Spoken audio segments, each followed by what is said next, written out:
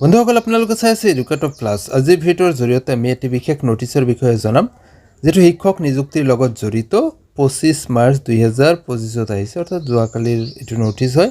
আজিৰ দিনটোত বাতৰি কাকতত পাব্লিছ কৰা হৈছে। এই নটিচটোৰ জৰিয়তে কি কোৱা হৈছে, শিক্ষক নিযুক্তিৰ লগত জড়িত সবিশেষ কথাখিনি এইটো ভিডিঅ'ত আলোচনা কৰিম। প্ৰথমৰ পৰা শেষলৈ ভিডিঅ'টো চাই যাব আৰু চেনেলটোত নতুনকৈ আহিলে নিশ্চয় সাবস্ক্ৰাইব কৰি ৰাখিব, কাষত থকা বেল আইকনটো অপশ্যনত থাকিব, কাৰণ শিক্ষামূলক চাকৰি সম্বন্ধীয় আৰু বিভিন্ন বাতৰি ৰাখি চেনেলৰ জৰিয়তে আপোনালোকৰ মাজলৈ তুলি ধৰাৰ চেষ্টা কৰা হয়। তো বন্ধুসকল, এই নটিচটোত ইতিমধ্যে আমি জানো বিটিআৰৰ যি জিটি আৰু পিজিটি অৰ্থাৎ গ্ৰাজুৱেট আৰু পোষ্ট গ্ৰাজুৱেট শিক্ষকৰ কাৰণে যি এক্সাম অনুষ্ঠিত হৈ গৈছে, আৰু সেই এক্সামৰ পৰিপ্ৰেক্ষিততে আহিছে ডকুমেণ্টছ ভেৰিফিকেশ্যন, অৰ্থাৎ ফিজিকেল ডকুমেণ্টছ ভেৰিফিকেশ্যনৰ দিন তাৰিখ ইতিমধ্যে ধাৰ্য কৰা হৈছে। এই নটিচটোৰ জৰিয়তে জনোৱা হৈছে যে এই প্ৰাৰ্থীসকলক 1 এপ্ৰিলৰ পৰা 6 এপ্ৰিললৈকে দিনৰ 10 বজাৰ পৰা ষ্টাৰ্ট হ'ব।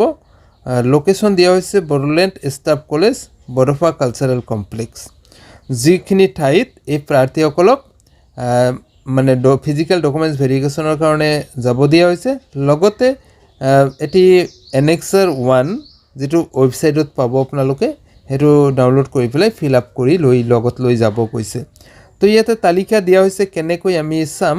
তো তালিকাখনত উল্লেখ কৰিছে যে পোষ্ট গ্ৰাজুৱেট টিচাৰৰ কাৰণে দুটা শ্বেডিউল বনাইছে। এটা হ'ল বিটিআৰ, আণ্ডাৰ বিটিআৰ, আৰু এটা হ'ল আউটছাইড বিটিআৰ, মানে নন বিটিআৰ। বিটিআৰৰ খিনিৰ বাবে এটা ডেট, অৰ্থাৎ 1 তাৰিখৰ পৰা 7 তাৰিখলৈকে চলিব, যেটো লোকেশ্যন কিন্তু এটাই, administrative staff college, Bodofa cultural complex, কোকৰাঝাৰত।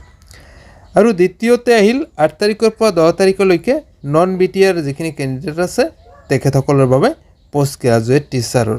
তো বুজি পালে আপোনালোকে নিশ্চয় যে পোষ্ট গ্ৰাজুৱেট টিচাৰৰ বাবে দুটা কেটাগৰীত হ'ব গৈ আছে, যেটো ফিজিকেল ডকুমেণ্টছ ভেৰিফিকেশ্যন, আৰু লগতে যদি আপোনালোকে দেখা পায় ইয়াতে গ্ৰাজুৱেটৰ কাৰণে যদি চাওঁ, গ্ৰাজুৱেটখিনিৰ বাবে আছে দুটা শ্বেডিউল, যেটো 22 তাৰিখৰ পৰা ষ্টাৰ্ট হ'ব, 2 মে'লৈকে চলিব। আৰু দ্বিতীয় শ্বেডিউল যিটো আছে এইটো হ'ব 3 মে'ৰ পৰা 6 মে'লৈকে চলিব এই প্ৰাৰ্থীৰ ডকুমেণ্টছ ভেৰিফিকেশ্যন। তো লোকেশ্যন কিন্তু এটাই, administrative staff college, Bodofa cultural complex. আৰু লগতে ইয়াতে আমাৰ কিছু বিশেষ গুৰুত্বপূৰ্ণ কথা কোৱা হৈছে, এইখিনি আলোচনা কৰিম। Therefore the candidate are hereby directed to appear before the selection committee along with all the relevant documents and also request to download the annexer 1 format from the official website education.bodoland.gov.in. তো বন্ধুসকল, ইয়াতে বিশেষকৈ উল্লেখ কৰা হৈছে যে আপোনালোকে আবেদন কৰিব যাওঁতে যিখিনি ডকুমেণ্টছ লগত লৈ গৈছিলে সেইখিনি অৰিজিনেল ডকুমেণ্টছখিনি লগত লৈ যাব, আৰু লগতে education.bodoland.gov.in এইটো ৱেবছাইটত এতিয়া আপোনালোকে এনেক্সাৰ 1 পাব। সেই এনেক্সাৰ 1টো ডাউনলোড কৰি লৈ পেলাই ফিল আপ কৰি লগত লৈ যোৱাটো আপোনাৰ বাধ্যতামূলক। তো বন্ধুসকল, নিশ্চয়কৈ আপোনালোকে দেখা পালে যে 1 এপ্ৰিলৰ পৰা 6 মে'লৈকে চলিব এই ডকুমেণ্টছ ভেৰিফিকেশ্যন। 4টা পৰ্যায়ত হ'ব, মানে পোষ্ট গ্ৰাজুৱেটৰ কাৰণে 2টা পৰ্যায় আৰু গ্ৰাজুৱেটৰ কাৰণে 2টা পৰ্যায়। এটা হ'ব বিটিআৰৰ কাৰণে, এটা হ'ব নন বিটিআৰৰ কাৰণে। লোকেশ্যন এটাই, যেটো হ'ল administrative staff college, Bodofa cultural complex, Kokrajhar.